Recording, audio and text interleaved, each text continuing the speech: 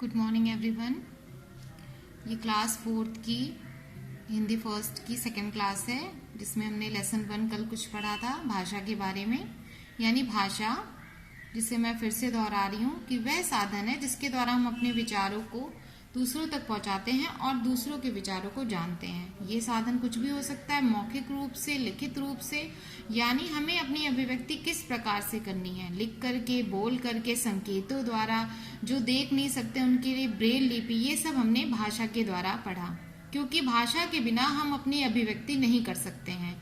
भाषा हर तरीके से अभिव्यक्ति का एकमात्र साधन है और इसमें हम अनेक तरीकों को अपनाते हैं, जैसे कि देखकर, लिखकर, पढ़कर, बोलकर, सुनकर। और जो देख नहीं सकते उनके लिए ब्रेल लिपि द्वारा, जो सुन नहीं सकते उनके लिए संकेतों के माध्यम से, और जो बोलते हैं वो बोल सकते हैं, लिख सकते हैं, देख सकते हैं। तो इस प्रकार से भाषा वह है जो हम अपने विचारों को प्रकट करते हैं और दूसरों के विचारों को जानते हैं। जिस प्रकार से अभी मैं आप लोगों को बोल करके इस लेसन को समझा रही हूँ, आप इसे सुन के समझ रहे हो और देख कर भी समझ रहे हो। यानी ये लिखित रूप में भी आपके सामने अभी एक बहुत अच्छा उदाहरण है और मौखिक रूप में भी ये आपके सामने एक उदाहरण है।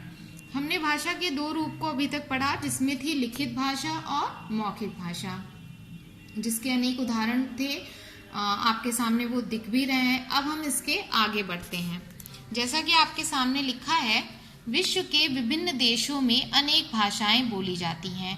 भारत में हिंदी भाषा सबसे अधिक बोली और समझी जाती है, इसीलिए हिंदी को भारत की राष्ट्रभाषा कहा जाता है। हर वर्ष 14 सितंबर को हिंदी दिवस मनाया जाता है। यानी विश्व, जो हमारा संसार है, उसमें बहुत प्रकार के देश हैं जिसमें अलग अलग तरह की भाषाएं बोली जाती हैं। ये आपको बताया जा रहा है कि हर तरह से अभिव्यक्ति का साधन भाषा ही है, चाहे वो उसके रूप अलग अलग क्यों ना हो। भारत में जो है वो हिंदी ही सबसे अधिक बोली व समझी जाती है। चूंकि ये भारत की आबादी के हिसाब से बहुत बड़े हिस्से द्वारा बोली जाती है, इसीलिए हिंदी को राष्ट्रभाषा भी कहा जाता है। यानी राष्ट्र की भाषा, देश की भाषा। और हर साल 14 सितंबर को, 14 सितंबर को हिंदी दिवस मनाया जाता है। यानी इसे हम सेलिब्रेट करते हैं हिंदी दिवस के रूप में। और इसे क्या कहा जाता है? मोस्ट इम्पॉर्टेंट, हिंदी को भारत की राष्ट्रभाषा भी कहा जाता है।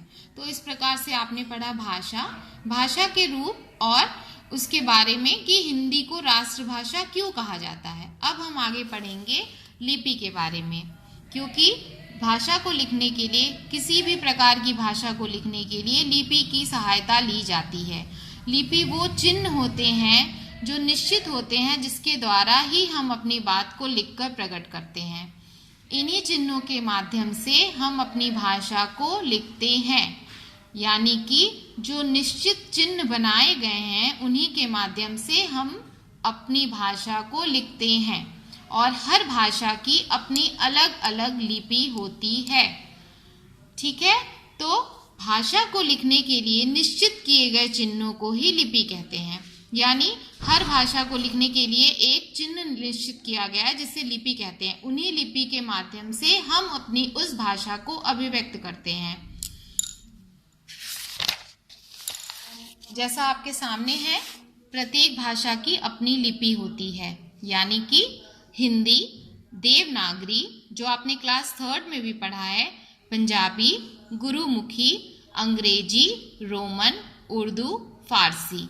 यानी जितनी प्रकार की भाषाएं होती हैं, उनकी लिपियां यानी उनके चिन्ह अलग अलग होते हैं और उन्हीं चिन्हों के माध्यम से हम उस भाषा को लिखते हैं।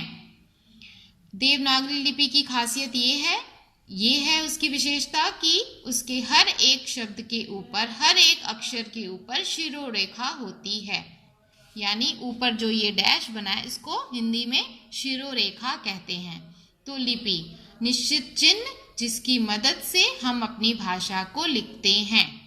और हिंदी की लिपि है देवनागरी, पंजाबी गुरुमुखी, अंग्रेजी रोमन और उर्दू फारसी, जिसका यहाँ पे आपके सामने उदाहरण भी दिया है। अब हम आगे बढ़ते हैं व्याकरण पे।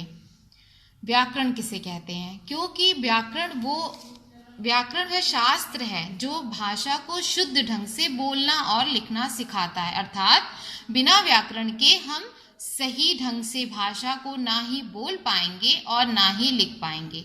किसी भी भाषा को शुद्ध रूप से लिखने के लिए व्याकरण की सहायता ली जाती है। आपके सामने है हम हिंदी जानता है, ये एक विदेशी व्यक्ति का चित्र दिखाया गया है और वो इस प्रकार से हिंदी को बोल रहा है, तो सामने वाला भी उसी प्रकार से उसको जवाब दे रहा है कि वाह तुम हिंदी जानता है, हम तुम बात करेगा। इस चित्र में एक विदेशी भारतीय से बात कर रहा है, उसकी हिंदी अद्भुत है। भारतीय भी उसी बात करते हुए उसी के जैसे हिंदी बोलता है, पर दोनों ही वाक्य शुद्ध नहीं है। क्या आप उनकी गलती को बता सकते हैं? तो ये एक उदाहरण के माध्यम से बताया गया कि दोनों ने गलत लिंग और वचन का प्रयोग किया है। यानी भाषा व्याकरण की दृष्टि से किस प्रकार से होगा, सही होगा जब हम उसमें लिंग और वचन का सही प्रयोग करेंगे। यानी अगर स्त्रीलिंग है तो जानती है और पुरुष लिंग है तो जानता है। वचन अगर एक व्यक्ति है तो एक वचन और अनेक है तो बहुवचन। तो वो बता रही हैं कि शुद्ध बोलने के लिए हमें लिंग वचन आदि का ज्ञान होना आवश्यक है। यह ज्ञान हमें भाषा विशेष का व्याकरण सिखाता है, अर्थात हमें अगर व्याकरण की शुद्ध ढंग से जानकारी होगी तो हमारे वाक्यों में, हमारे बोलने के उच्चारण में किसी भी प्रकार की गलतियां त्रुटियां नहीं होंगी। आपके सामने है व्याकरण वह शास्त्र है जो किसी भी भाषा के शुद्ध रूप का ज्ञान करवाता है। यानी व्याकरण के द्वारा ही हम भाषा, जो भी भाषा हमें पता है, हिंदी, अंग्रेजी, उर्दू, यानी इस संसार में जितनी भी भाषाएं, अगर हम उसके ग्रामर को जान रहे हैं, व्याकरण को जान रहे हैं, तो हम सही ढंग से बोल लेंगे और सही रूप से इसे लिखेंगे भी। तो आज हमने पढ़ा भाषा, भाषा के रूप, लिपि और व्याकरण, और इसे आप एक बार पढ़ करके दोहराएंगे। फिर मैं नेक्स्ट वीडियो में आपको बताऊंगी कि इस लेसन में आपको क्या करना है। Thank you.